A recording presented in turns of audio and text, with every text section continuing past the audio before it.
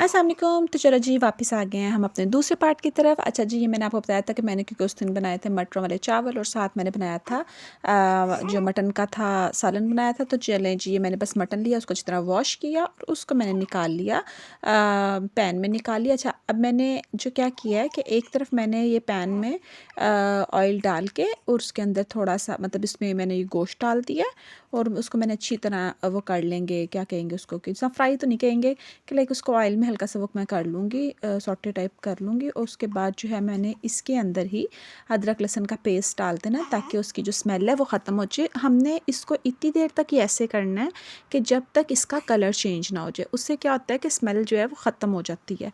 अच्छा, आपने अब यहाँ पर मैं आपके सामने ये देखें कर रही हूँ, अब ये देखें आपको नज़र आ रहा है कि कलर थोड़ा थोड़ा चेंज होना शुरू हो गया। इस पॉइंट पर आके मैंने इसमें अदरक लहसुन का पेस्ट डालूँगी आगे। अच्छा, अब ये मैंने क्योंकि क्विक क्विक काम कर रही हूँ ना, तो मैंने आपको मैं सीधी बात बताऊँ कि मैंने मसाला बनाने के लिए मैंने एक ही बार पैन वो कुकर में जो है प्रेशर कुकर में मैंने ये देखें, आप यहाँ पे देख सकते हैं कलर चेंज हो गया। मैंने प्रेशर कुकर में जो है एक ही बार प्याज जो है और टमाटर वगैरह डाल के मैंने उसका जो है मसाला बना लिया था। और नमक मिर्च वगैरह मैंने नहीं थी डाली, वो मैंने जो भी खाना बनाना था मैंने उसके अकॉर्डिंगली वो साथ साथ कर रही थी। अच्छा, ये यहाँ पे जब अच्छी तरह इसका कलर चेंज हो गया, ये देखें आपके सामने, अब मैंने अदरक लहसुन का पेस्ट डाला है। ये अभी तकरीबन मैंने 2 चम्मच भर के डाले थे।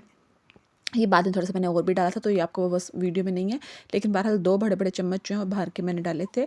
जितना ही मैंने अभी डाला ना इतना ही और डाला था। अच्छा, इसके बाद इसको मैंने अच्छी तरह वो कर लिया, कर लेंगे, मिक्स कर लेंगे अच्छी तरह, उसको थोड़ा सा भून लेंगे। बीच में टमाटर डाल के फिर मैंने उसको अच्छी तरह भून लिया।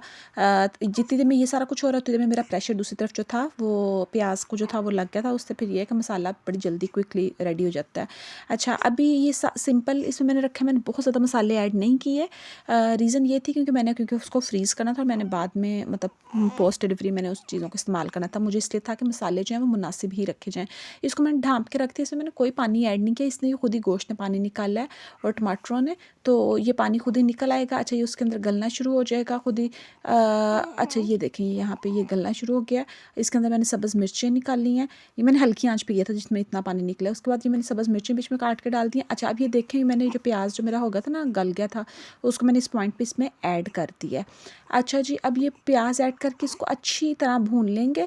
जब वो भून लेंगे उसके बाद साथ इसमें मैंने मसाले भी ऐड कर दूँगी इस पॉइंट पे आके, ताकि जो है वो अच्छी तरह मसालों का भी जायका हो जाए। देखिए, पहले मैंने प्याज को किया ताकि जो प्याज के जो है कोई चंक्स वगैरह ना रहें, वो सारा बीच में मिक्स हो जाए। तो बस मैंने इस तरह करके इसको अच्छी तरह कर लिया। अच्छा, यहाँ पे मैंने बीच में जो वो गोश्त का जो मसाला मिल जाता है, मीट मसाला, तो मैंने वो थोड़ा सा डाला है इसके अंदर। अच्छा, इसके अलावा मैंने इसके अंदर कुछ ख़ास ऐसा ऐड नहीं किया, बिल्कुल बेसिक मसाले मैंने रखे हैं। बीच में नमक थोड़ा सा अपना हस्बे ज़ायका जो है वो ऐड आप कर सकते हैं। अच्छा, इसके बाद इसको अच्छी तरह भूनना है, इतना अच्छी तरह भूनना है कि उसमें गोश्त की सारी स्मेल वैसे तो पहले ही ख़त्म हो गई थी यहाँ पे इस पॉइंट तक आते-आते, लेकिन उसको अच्छी तरह आप लोगों ने जो है ना भून लेना कि ऑयल सेपरेट हो जाए। उसके बाद इसके अंदर मैंने थोड़ा सा यहाँ पे इस पॉइंट पे आके मैंने इसमें सूखा धनिया डाला है थोड़ा सा। जो है आप कोई भी मसाले, ये मैंने कोई ब्रांडिंग के लिए नहीं कह रही, मैं जो भी आपको मिलते हैं मेरे पास ये घर में पड़े हुए थे मैंने ये डाल दिए हैं। और जो है बाकी जो है गरम मसाला इसमें मैंने इस पॉइंट पे आके थोड़ा सा ऐड किया है। इन सारी चीज़ों को ऐड करने के बाद इसको ना अच्छी तरह मिक्स साथ साथ करते जाइएगा, ताकि वो साथ साथ ही जो है ना उसका असर उसमें आता जाए और साथ साथ वो भुनाई के दौरान ही उनका भी जायका अच्छी तरह डेवलप हो जाए। उसके बाद जो है मैंने यहाँ पे थोड़ी सी हल्दी डाली, थोड़ी सी सुरख मिर्चें डाली क्योंकि मेरे हिसाब से वो कम थी और मैंने शोरबा बनाना था, तो शोरबे में बिल्कुल फीका शोरबा मुझे नहीं पसंद था, तो मैंने उसके हिसाब से थोड़ा सा बीच में ऐड किया है। तो मैंने कहा मैं आपको बता दूँ, ये ना हो कि आप लोग समझें कि बिल्कुल ही ये बनाया तो ये बड़ा फीका बना खाना, नहीं नहीं, इसमें मैंने कुछ चीज़ें ऐड की थी। हाँ, लेकिन अगर आपको तेज़ मसाले नहीं पसंद तो बेशक बीच में आप ये सुरख मिर्च और बाद में जो मैंने मसाले ऐड किए हैं वो मत ऐड कीजिएगा। अच्छा, इसको अच्छी तरह भून लिया। ये देखें यहाँ पे इस पॉइंट पे अगर तो आपको भुना हुआ गोश्त पसंद है तो ये इस पॉइंट पे आपके लिए तैयार है, लेकिन क्योंकि मुझे चावलों के ऊपर शोरबे वाला चाहिए था तो फिर मैंने इसलिए इसके अंदर पानी ऐड करना है।